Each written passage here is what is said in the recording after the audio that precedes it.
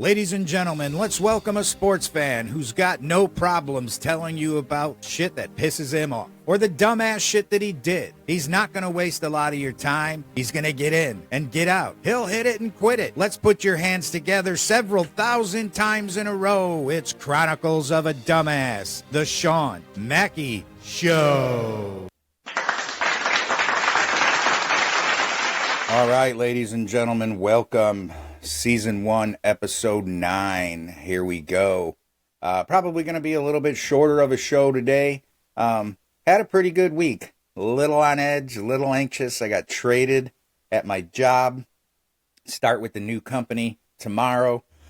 Going to be a big transition period, but I didn't really have anything that pissed me off enough to include that segment this week. So, let's get started with Blackburn Sports Recap, softball and baseball.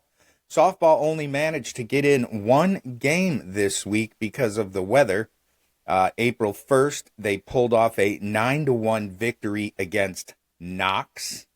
Maylee Shown with a double. Brianna Allen and Brianna Melchor with triples. Home runs by Kennedy Fry and Grace Mackey with that bomb.com 2-run bomb. RBIs by Kaylin Krupp. Kennedy Fry had 2, Maylee Shown. Grace Mackey had 3, Brianna Melchor, and Sierra Heiser rounding out the others. Kennedy Fry and Maylee Shown with sac flies as well. For the series going back to Maranatha Baptist, the grit player of the week was Sierra Heiser. She was 3 for 5 with 5 RBIs. And the queen was Shelby Koenig for throwing that perfect game. And she was also named the SLEAC Conference Player of the Week. Good job, ladies. For this series versus Knox, the grit player was Kaylin Krupp, 3 for 4 with 1 RBI. And the queen was our very own Grace Mackey, 2 for 3, 3 RBIs with that 2-run bomb.com. Moving on to baseball, doubleheader March 25th against Spalding. Nothing really much to report there. Game 1 was an 11-0 loss to Spalding. Game 2, Spalding doubled it up on them. It was 22-0 for that game. April 1st, Game 1, a 22-4 loss to MUW. Doubles by Omar Claudio and CJ Bruno. RBIs by Andrew Lozano, Harley Carney, Alex Kaufman, and Diego Perez. Game 2, Blackburn picked up the victory 8-2 against MUW. Doubles by Bruno, Medina, and Lozano. Home run by RJ Arredondo. Oh my God, I know I got that. And then I messed it up again. Sorry, brother. RBIs by Omar Claudio, RJ Arredondo. Looks like he had 3. CJ Bruno with 2. Dominic Medrano and Andrew Lozano rounding out the others. Sac fly by Royce Congi. April 3rd was a 10-4 loss to Monmouth. Double by Luke Allinger. RBIs by Andrew Lozano, RJ Arredondo, and Joshua Moreno. Sac fly by Royce Congi and RJ Arredondo. That's Blackburn sports for you in a nutshell. Getting ready to move into some Chicago Cubs baseball. And I see you, Cubs. I see you. I see you. I see you. I see you. I'm glad that Kyle Tucker got to listen to my show. No, he didn't. And said, you know what? For this absolutely one small-time podcaster out there, he said to himself, I need to get my shit together and go out there and start producing. And he has. We're starting to see the Kyle Tucker that we'd seen all those many years with Houston. I stand corrected with my analysis last week. Kyle Tucker is running away from Cam Smith. As of 2 days ago, Tucker's got 9 games in to Smith's 4. Tucker was hitting .324 with 11 RBIs, 4 home runs, while Cam Smith is struggling with a 182 average with no home runs, no RBIs, no stolen bases, and only has 2 hits in 14 plate appearances.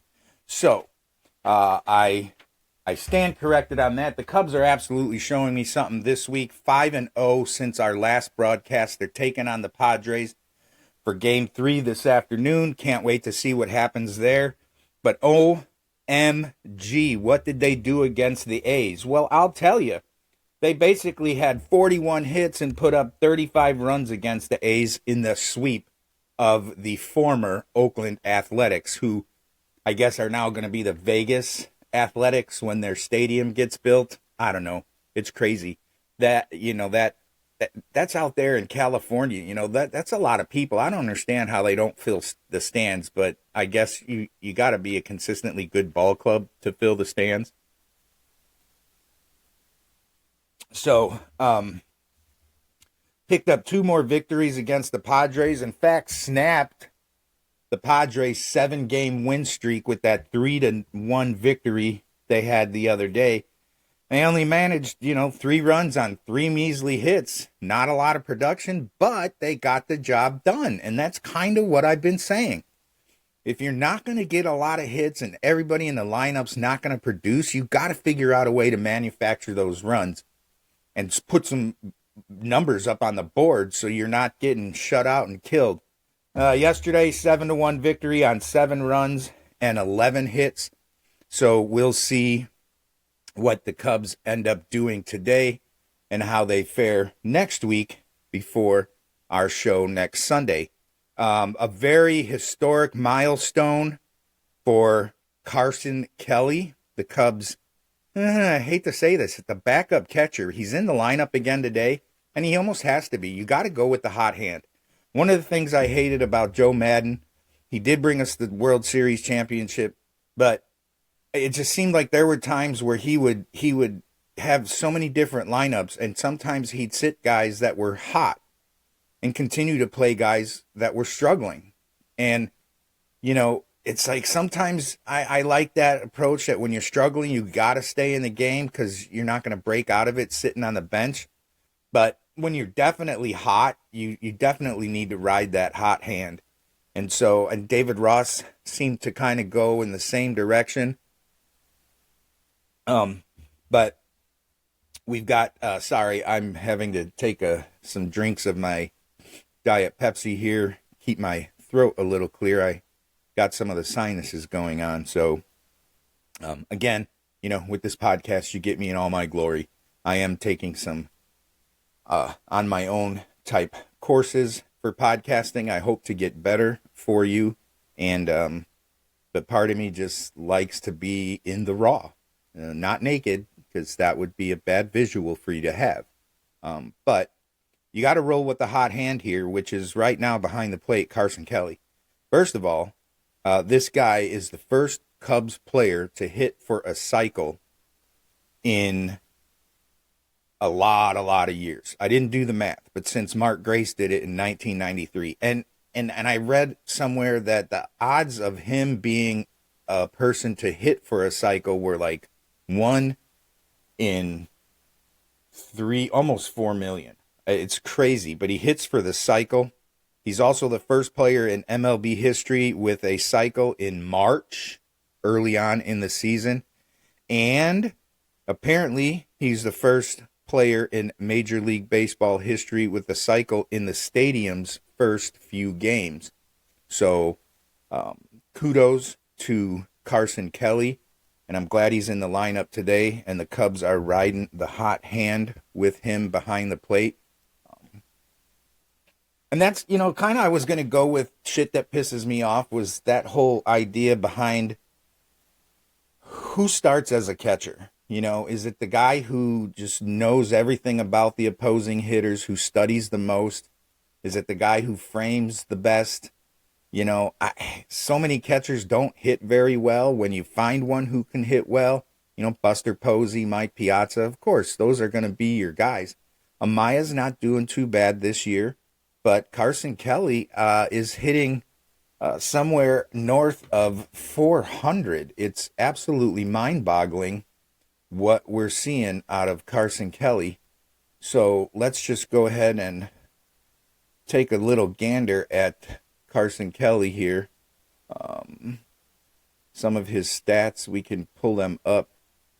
Carson Kelly for 2025 right now, he's had 15 at-bats. He's hitting 467, 2 home runs, 10 RBIs, and an OPS of 1.658. So not bad there. Compare that to Amaya in the lineup, and Amaya has been at the plate or had 24 at-bats. Right now he's hitting 250, 0 home runs. He does have 7 RBIs, and he's posting a .667 OPS. So, if Carson Kelly continues to stay hot, maybe he's your starter all year. Maybe Miguel Amaya wasn't quite ready to take over those reins. So I was going to also talk about, recently saw a little snapshot of an article where Jed Hoyer, and to me this goes, and I should file this under the category of things you say when you're trying to keep your job. And Jed Hoyer said Friday, "We're certainly a better team than we were last year, both on paper and in reality." Well, it's good for you to be able to admit that last year you weren't that good of a team. You bring in Craig Counsell. He produces and manages to produce the exact same record that the Cubs had the year previously with David Ross. And I will tell you right now, before they fired David Ross, had they not fired him, I was not going to really pay attention to the Cubs that much this year. I just couldn't do it anymore with him. He's a guy, he's a former catcher, one of those backups. He produced for us during the World Series, absolutely. Do I take that away from him? No.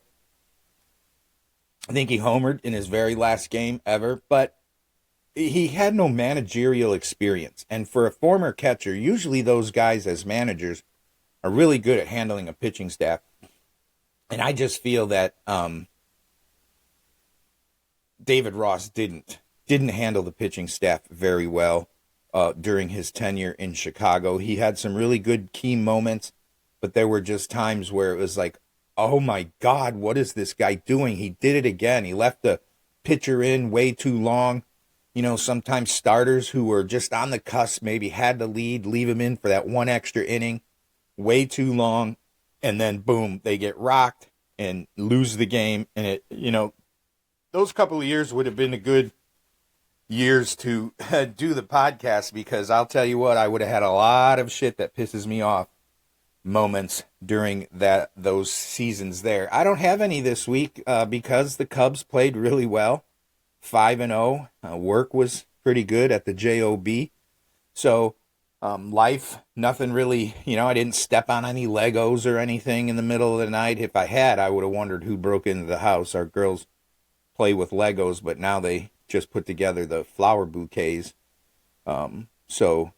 Which is nice because those are flowers that you don't have to water and they don't die. So I really like that. So this week, like I said, this is going to be a little bit shorter of a podcast. We're just trying to stay consistent. I did want to ask you, if you are a normal, regular listener of the podcast, I please implore you to reach out to our Facebook page, Chronicles of a Dumbass, the Shawn Mackey Show, and pick a post, any post, or send me a message. Please tell me what you like, what you don't like, what you'd like to see more of on the show. We're trying to define it down, like I said, taking some of these courses I'm trying to learn, because let's face it, nobody wants to do anything in life and not be successful at it. I've already not been successful at a couple of business ventures through no fault of my own that I had to give up. And while I'm currently not taking the approach that this is a business venture as of yet, I would like it to be successful. I would like to have plenty of readers. I would like listeners and viewers with the video version on YouTube. And I want you to look forward to the show. So just let me know. Give me some feedback. you can go ahead and send me a message on our Facebook page. Again, that's Shawn Mackey, Chronicles of a Dumbass, Shawn Mackey Show. You can go to Shawn P. Mackey on Facebook, my normal, regular page. Send me a message there, and I'll give you a shout out on the show for providing the feedback. So that's that with that. So this week, we're going to kind of dive right into the middle. We're going to skip the shit that pisses me off. Don't have much of that going. And we're going to continue on this week with our... Once again, it's time for Dumbass Shit I Did. Hey, this guy's a dumbass. Yes, we're going to continue on with Dumbass Shit I Did. A continuation from last week where I talked to you about breaking my nose while we were at the Rocks. And this will take us also to next week's episode, where I hope to have a guest on the show who is instrumental. He was a big participant in what happened after what I'm going to tell you about today that led me to being kicked off my baseball team. I do not blame him. He is not to blame. I am the only one to blame in this mess. It was total stupidity on my part. It just happened that, oh, well, we'll talk about that later. We're going to talk about how, of course, I told you I broke my nose last week and, went to the doctor. Said, the bone's not shifted anything. We don't really need to set it back in place. We're just going to leave it alone. So I walked around for a bunch of days with, big swollen nose and a couple of black eyes because of it. But the dumbass shit that I did was that I continued to do the everyday things that we were always doing, which was our sports. We'd go and play fast pitch right after school when the factories closed. When we were done doing that, if we still had time before dinner, we'd go to my friend Dennis and Matt's house and we'd play basketball in the alley behind their house. We used to get into those basketballs. We had enough people in the neighborhood where we eventually each developed a two-man team. We had team names. We had tournaments. We played everything. And then again, after dinner, when the grocery store across the street closed for the evening, we would play touch football. And we did that whenever we could, most of the time year-round. When we got into the winter years and they put the rink in Hermosa Park, we would play hockey and do that. So anyway, we were playing some basketball over at Dennis and Matt's house one evening, and the games were kind of getting pretty rough. And my buddy Matt, we're still friends to this day because, again, we do stupid shit as kids, especially in the 80s growing up as Gen Xers. We didn't really much have a choice. It was either do stupid shit or be bored, and we were playing basketball, and the game was getting kind of dicey. It was getting out of hand, getting very physical, and my buddy Matt kept following me, kept hitting me in the face, kept hitting me in the nose, and it was kind of making me mad. It was pissing me off, and I kept telling him, stop, dude, you've got to stop, stay away from the face. And I don't know if he was doing it on purpose, but at the time I felt that it was. And so I regret it to this day. We've, obviously we're still friends and we've made up over the fact a lot of rough going after this moment happened. And I told him after the fourth or fifth time, I said, dude, I'm going to punch you in the face if you do this again. And damn it, he did it again. And I punched him and, severely bruised my hand. So, again, I went home, I came back, I apologized to Matt.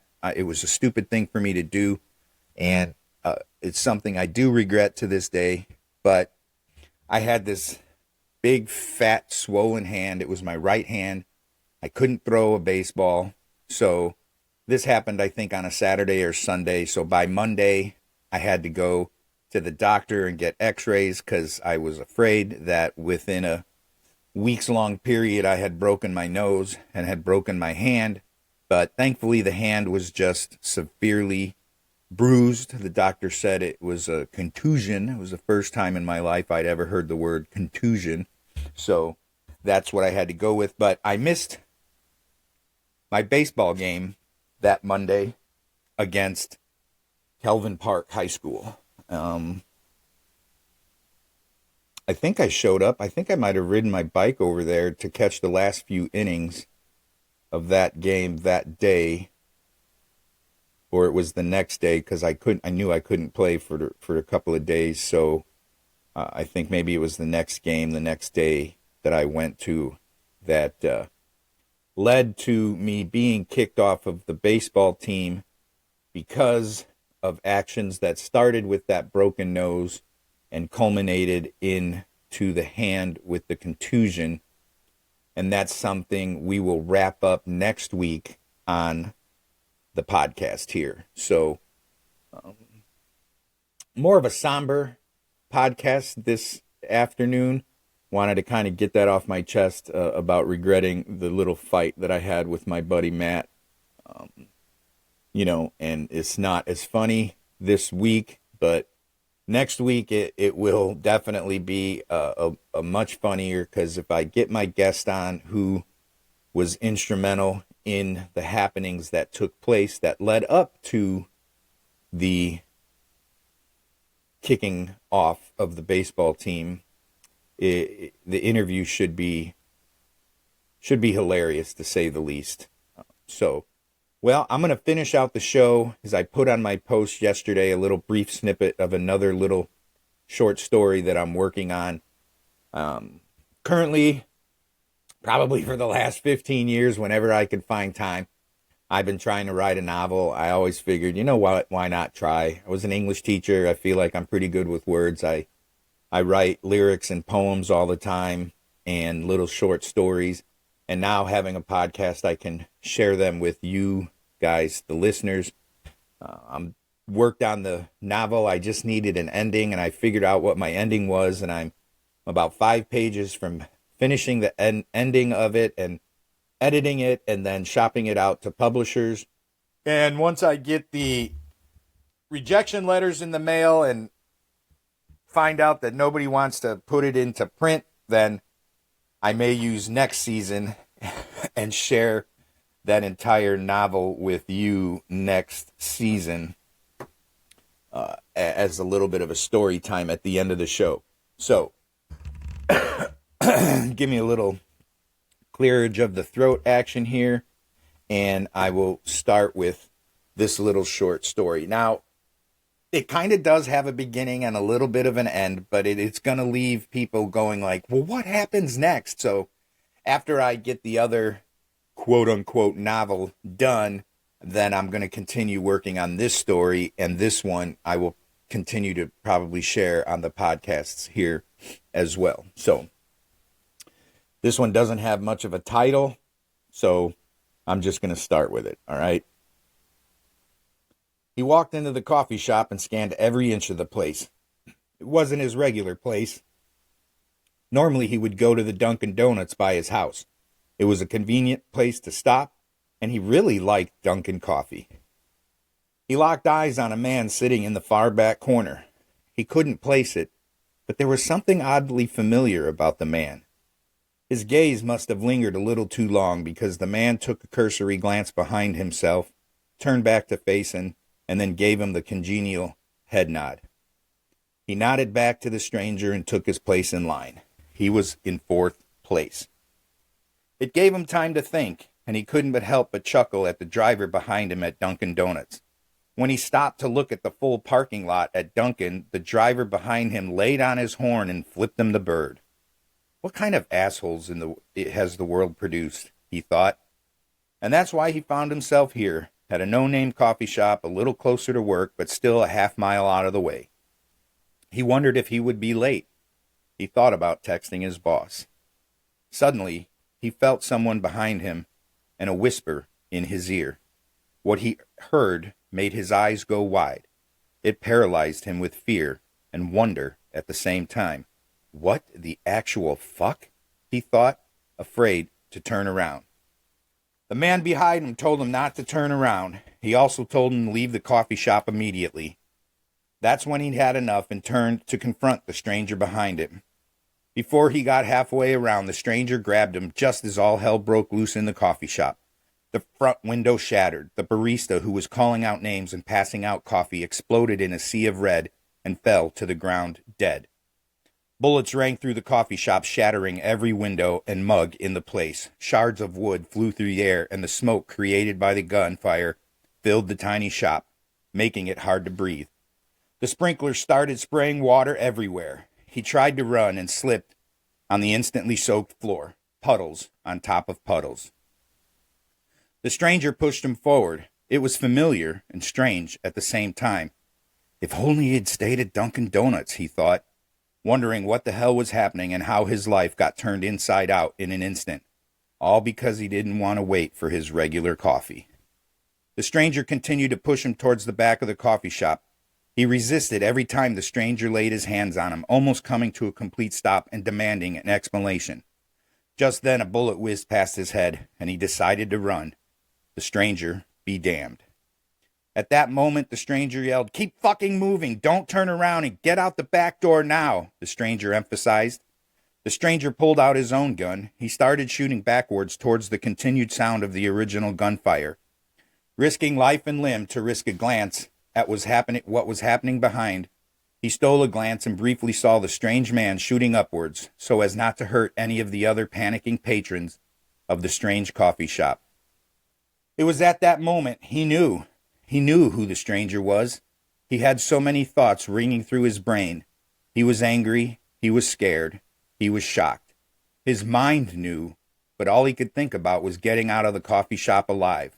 Hopefully, he would make it and get the answers to the millions of questions occupying his brain. His speed increased as he burst through the back door of the coffee shop. He saw a black SUV running right outside the back door. He wanted to run, but was again paralyzed with fear and indecision. The stranger made the decision for him and pushed him into the back of the SUV. The driver speeding away in a flash. Traffic logs non-existent in the moment. "What the ever-loving fuck is happening?" he said to the man sitting beside him in the back of the strange SUV. The man started to speak, but stopped when he heard his son yell, Don't say a fucking word. I'm going to talk, and you're going to listen to every damn word I have to say." The stranger closed his mouth and waited for what he had coming. There was a long moment of deafening silence before he finally found the courage to confront his father. His father, he thought. The only term he could think of in that instance. Anyone can be a father, he thought. It takes a special man, someone who's there for everything, to be called Dad. He continued to wrestle with his thoughts before he finally said what was on his mind. "You're fucking dead. You're supposed to be dead. How the hell are you here now? You're supposed to be dead. Dead since I was 12. He was rambling, and he knew it. He closed his mouth. He turned to look out the window of the strange SUV he found himself in. He was definitely going to be late for work. Well, that's all the time I've got for you this afternoon, folks. I want to thank you for being here again. Please reach out to the Facebook page, Chronicles of a Dumbass, The Shawn Mackey Show. Give me some feedback. Tell me what you think. Be nice about it, otherwise I'll delete you, but I'd really love your help on this. I want to make this a success. I want it to be something you guys listen to, and I want to get an idea of who my audience is. So, with that being said, I'm going to bid you a fond farewell. Peace.